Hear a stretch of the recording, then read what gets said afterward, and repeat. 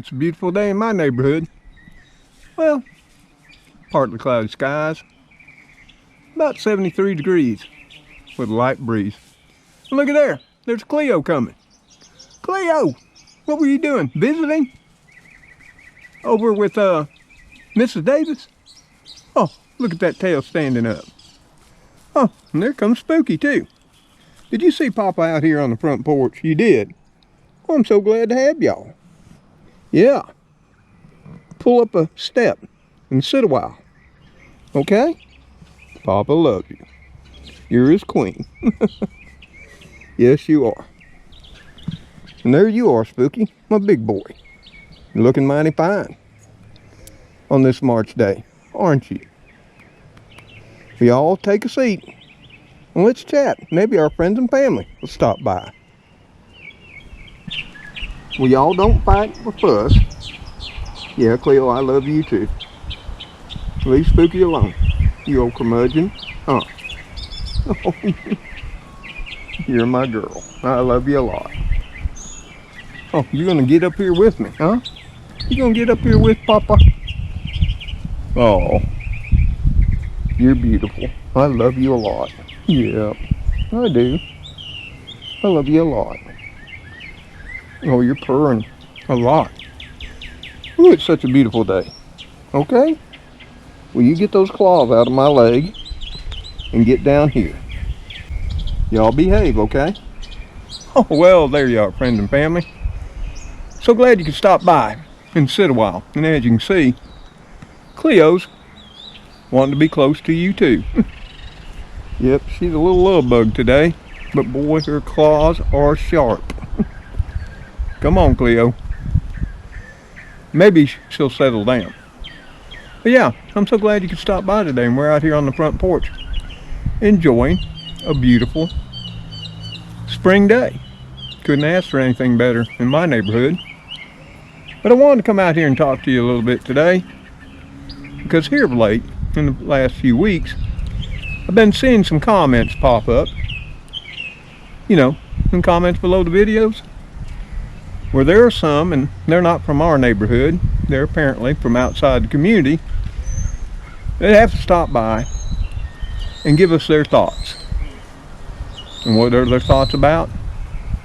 Our Social Security, and the fact that in their mind, and gleefully they announce, that someone's going to take it all away. And I wanted to talk about that, because I'm sorry, it just infuriates me and pisses me off. So let's talk a little bit about that. And let me start off by taking you back, way back in time, till the first time I started working as a very, very young man. In fact, I started actually working with my father when I was 6 years old. Yep, that's a fact. Yep, he started training me to be his mechanic's assistant and fixer-upper. See, my father back then, my father back then took all kinds of odd jobs. He was in the military, the Army, and we were doing okay, barely getting by when it was just me, Mom, and Dad. But then, within the span of 2 years, I had a new baby sister and a new baby brother. We went from 3 to 5. And that put a real strain on our family finances. And Dad had to find other ways to make ends meet. And he would do that, and we actually were in Germany at the time. And Dad would work on other troops' cars, and we lived on the base in military housing. He'd do tune-ups, oil changes, fix problems, whatever needed to be done for whatever people could afford. And Dad would always be that way throughout all his working career. He would charge what people would pay. He would never grumble. He'd take whatever they gave, and we'd just walk away. Because see, he was happy to get whatever we could, because we needed every dollar of it. So yeah, that winter, when I was 6 years old, my father taught me all about wrenches, tools, and everything I would need to know so I could be his assistant. Working on cars, working on plumbing, electrical, fixing appliances. Dad could do it all. It wasn't just because he was my father. Dad was just that kind of person. He was like Mr. Fix-It. And he was very good at it. So that's when I actually started working, but it wasn't for pay. I didn't get any money. My father was paid, and the money went all to the family. And then I continued to do that up until I was 12 years old. And by then we were living here in Alabama. The year was 1968. And Mr. John, which owned the trailer park that we lived in, which was a massive trailer park. He also owned a massive farm that encompassed it. And he had a road paving crew. And he stopped by our trailer. We lived in the park. And he talked to me. I was what you would call a husky kid back then. You remember when husky was a description and a size? I don't think we have that anymore. Haven't seen it in years. But Mr. John asked me, because he always saw me out in the yard, mowing grass, working in the gardens, washing cars, or working on cars with my father. Or on trailers, because as new trailers would come in, Dad would take the job of, blocking them up, tying in the water, the sewer, and the electricity for a set price. And Dad was always the most economical. Because, like he said, if all we made was $10, it was $10 that we didn't have before. So yeah, Mr. John asked me if I wanted to work on the road crew that summer. And I said, sure. I was thrilled to death. I didn't have any idea what the road crew was or what I'd be doing. But he said, ask my father, and if my father said it was okay, to be waiting there at the house, they'd come by in the trucks and pick me up at 5 o'clock. So that evening when Dad came home from the base, I told him Mr. John had come by and asked me. And he said, yeah, if I thought I could and would and do right, yeah, it was okay by him. But I still had my other chores to do, i.e. mow the grass and work in the garden when I wasn't working on the road crew. And the job paid 50 cents an hour in 1968. And I would be on the paving machine, and this was where they sprayed the tar on the road, then a machine with a dump truck attached to it came behind the tar machine and spread out the gravel. And my job was on the front of that to keep all the gravel all even all the way across the feeder head that dropped it down on the pavement. And then of course behind us would come one of those big roller packer machines, with the big wheels on them, packing it all into the tar. And you had to hustle. And of course we'd stop for lunch at 12. And my mom would always pack me a little lunch, a sandwich, some crackers, and what have you. We had all the water we could drink out of, one of those big old metal igloo water coolers that was strapped to the truck. And I'd work from 5 in the morning to 5 in the evening. 12 hours a day for 50 cents a day. $6 a day for $30 a week. And at the end of the week, Mr. John would be there with our little pay envelopes. You remember that when we used to get paid in paid envelopes? Those little manila envelopes, and they'd tuck your pay inside? Yep. That's how we got paid. No checks, no digital deposit. Just some hard, cold cash in that little envelope with your name on it. And, a little sheet of paper with how much you made, how many hours you worked. And of course, for, the older men that had deductions, like insurance, Social Security, and what have you, they had all those deductions on their paper. Being a child, I wasn't paying into Social Security at that time. So I did that in summer of 68. Well, come the summer of 69, my father came to me on a weekend, and he said, you know, when he went to the base on Monday, he wanted me to be with him, because he was going to drop me off to Huntsville, Alabama. Here again, we were having financial difficulties. My brand new baby sister, yep, another one, the fourth child, the baby of the family, had been born, and she had medical issues that were quite severe. And my other sister had reoccurring medical issues too that were rather severe for the time. So they had to have special medicine and special care. And this was outside the realm of what the military would do at the time. And we had to seek private care. So that was putting a real financial strain on the family. And here again, like many children back then, we helped our families.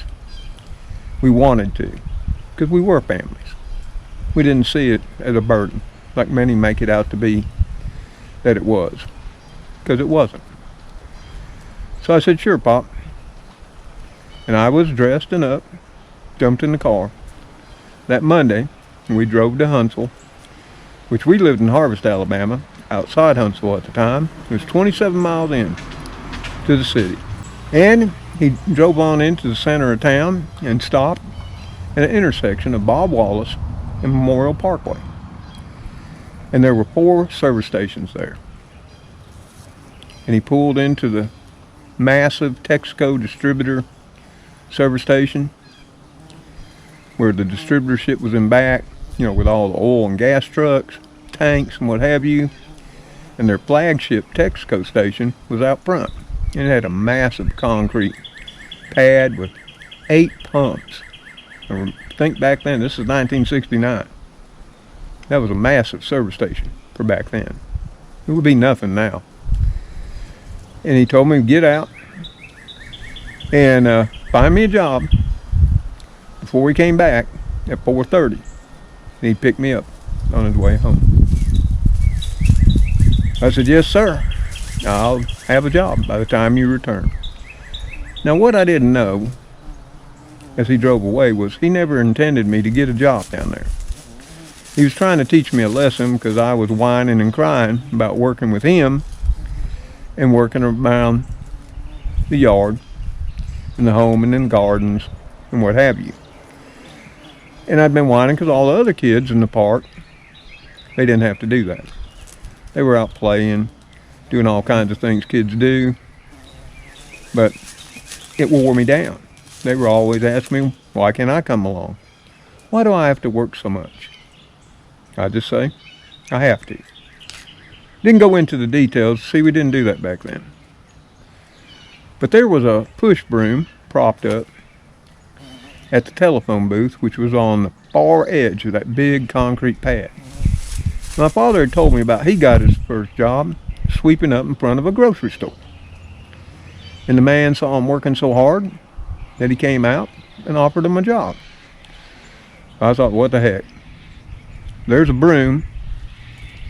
Here's a parking lot, and it was huge. And it had a lot of gravel, cigarette butts, dirt and what have you, starting to build up. So I got that broom from that telephone booth, and from there I started sweeping all the way across that concrete pad. All the way up, all the way back down this big long line of dust, dirt, and cigarette butts. And I kept pushing the broom because I was going to go all the way across it to the other side. And after a few hours, a man came out of the Texaco station. His name was Mr. Tadlock. And I could see up on that massive Texaco station that was his name. Tadlock's Texaco. Yep, surely was. He came out and stopped me. He said, you know, boy, you're working hard. I really appreciate it. Would you like a cold drink? I said, sure, I'd love that if you don't mind. He said, walk on up here. Let me get you one out of the drink box. And he did. And we sat down, you know, those metal lawn chairs that were out front where customers could sit. And he asked me, are you looking for a job? I said, oh, I surely am.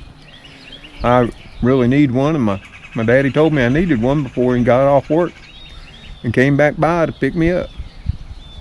He said, well, I'll give you a try. If you work like this, I'll show you what to do.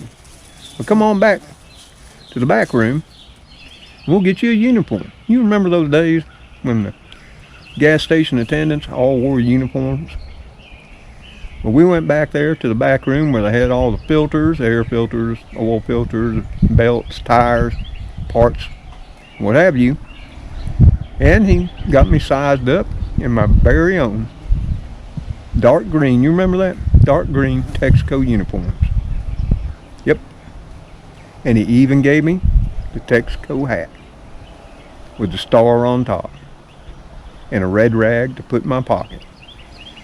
He proceeded to go out and show me when cars would come in what to do. How to pump the gas, where to find the fill point, how to air up tires, check the air pressure, check the oil, wash the windshield too. And it didn't take long before I had it down, and he went back on in the office and left me out there on my own. And for the remainder of the day, that's what I did. I filled cars up with gas, I checked their tires, I checked their oil, washed their windshields. I didn't even know how much I was getting paid. But at 4:30 that day, my father pulled up. He couldn't see me. His back was to me sitting in the car, but he was blowing his horn and looking for me. And I walked up from behind where he couldn't see me. He said, boy, get on in the car. It's time to go home. It took you a while. I thought you'd run on off. I said, no, Dad, but I can't get in and I can't go home. He paused for a minute. He said, I'm telling you, son, get in the car. We're going home. Now, Dad was a stern man, and he hardly ever said things 3 times. But there was a long pause before I answered, and I said, Daddy, I can't. He asked me, why won't you get in the car so we can go home? It's hot out here, and it was. I said, because Daddy, you said get a job, and I got one. I did exactly like you said, and I don't get off till 9 o'clock tonight. So that would be my second paying job for 68 cents an hour. Yeah. Still wasn't paying any Social Security or that FICA tax at that point. But I would work that job, get paid in another little manila envelope with a receipt in it showing my deductions. Still had to pay taxes. But I wasn't paying FICA yet. And I would work that job from 1969, 71, 72, and 73. And that brings my working career up to where, and what I wanted to show you today. An old paycheck that I found going through my closet. Decluttering, as you say, from 1974. In fact, it's from 11/29, 1974. And I want to share it with you and talk about just how long I've been paying for something that I'm damn tired of being called an entitlement. Because it's not. I paid into Social Security, retirement, nearly all my entire life. So I paid for it. Nobody's giving it to me. I don't collect SSI, which is administrated by the Social Security Administration, but is tax dollar funded. SSI, even though it's administrated by Social Security, is taxpayer funded. Social Security retirement and disability is not. We paid for that. Some of us, most of our lives. Like me, and I'm sure most of you. And some of you are still working this day. And I would be too, if my health would have permitted it. Trust me, I would. Because I didn't want to be off. But let me show you my paycheck. And let's talk a little more. So here it is right here. You can see it. Right there, Caldwell Construction Company Incorporated. Yep, Huntsville, Alabama. 11/29, 1974. 40 hours. You know what my rate of pay was? $4.50. And to put that in perspective, the minimum wage back in 1974 was increased to $2 an hour. May the 1st of that year. Shoot, I was making more than double than that. I was really doing fine. For this week, I had $180 regular pay. My gross amount, of course, was $180. And right here you can see I'm paying in to Social Security. See, that's what FICA is. And that stands for Federal Insurance Contribution Act, now known as Social Security and Medicare. So, since 1974, well, actually I started paying for it, Social Security, when I was 16. This year I was 18. 1053 out of my little 180. A federal withholding was $12.80. And my state withholding was $1.85. There was no insurance, no expense reimbursements, no miscellaneous. And I had a net pay of $154.82. And I started with Caldwell Construction in the summer of 1974 in the residential side of the company. After a month or two, because of my hard work, what have you, Mr. Caldwell asked me, would I like to make a little more money? You see, when I first started, I was making that $2 minimum wage. He said, I can more than double it if you'll switch over to the commercial side and work for me there. And I jumped at the chance. Little did I know what working commercial even meant, because I never asked. So what was I getting for $4.50 an hour? Yeah, for the big time pay? I was working high steel. Yep. Up on the skyscrapers, baby. I would dance among the beams with a whole lot of other ones of us. People think people that work up on those steel beams as the skyscrapers go up are a special breed. Some think they're crazy. And I would tend to agree. But that's what I did in the year of 74. And I would continue in 75. And then I would change to another job in 1976. But this is, right here, 51 years of my life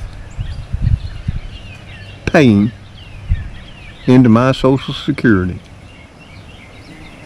And that's why I'm tired of people coming in the channel and telling me, what will you do? We'll see how you are when they take it all away.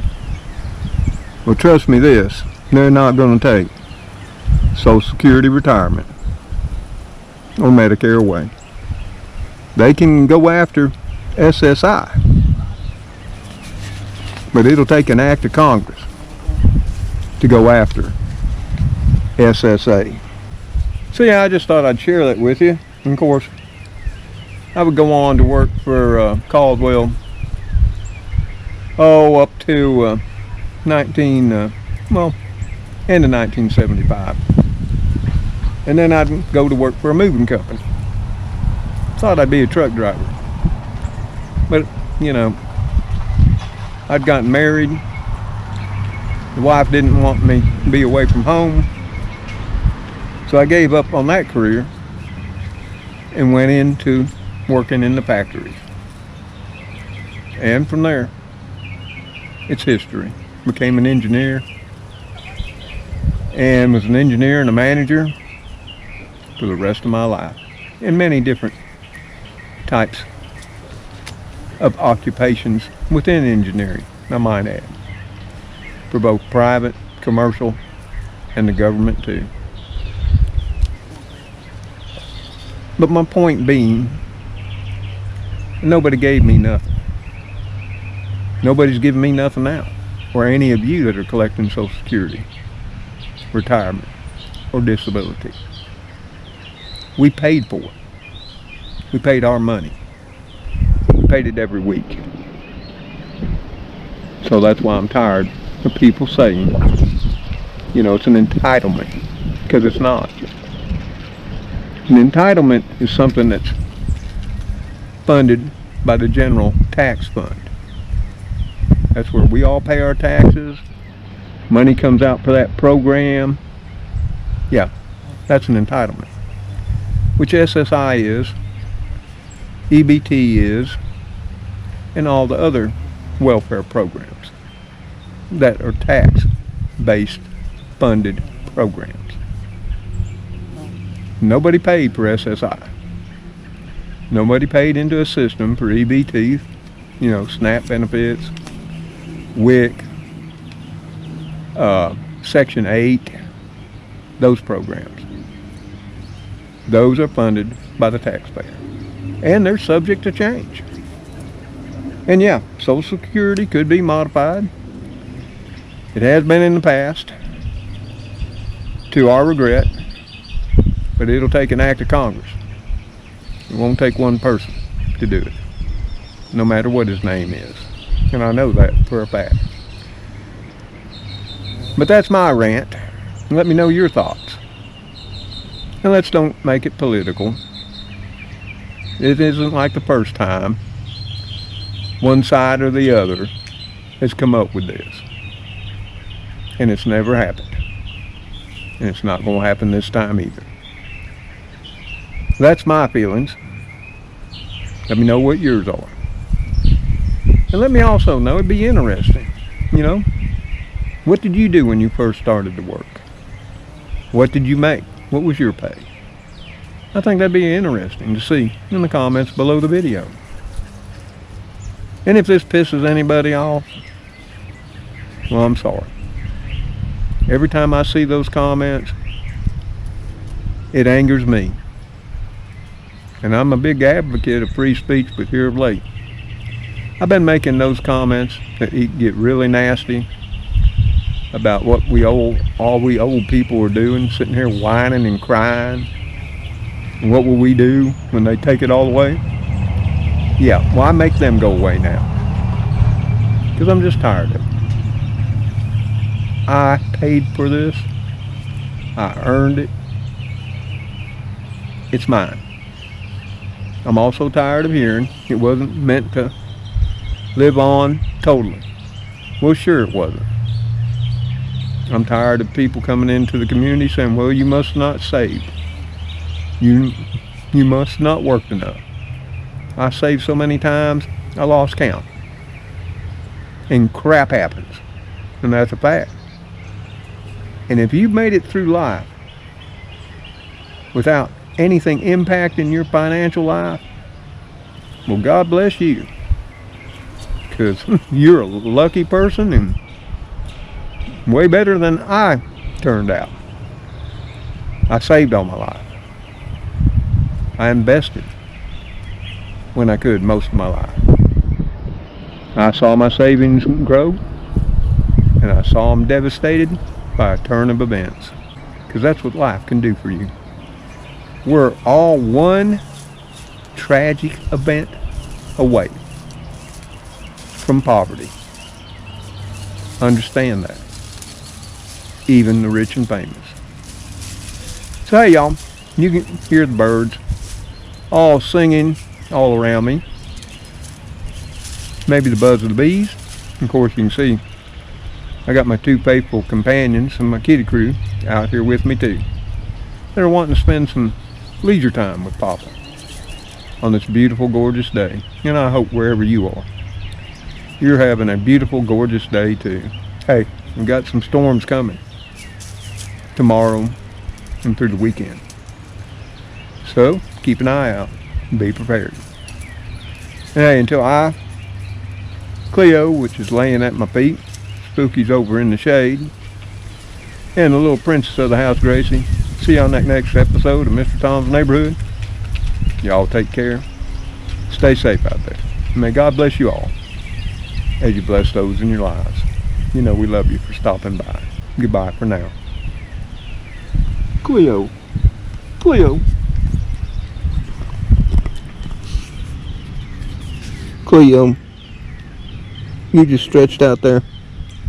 Oh. You Papa's queen. Yes, you are. You a beautiful, cute kitty. Aren't you? Now, don't dig those claws in my shoe. Oh, yeah. Be careful, Cleo. Whew. Later, all.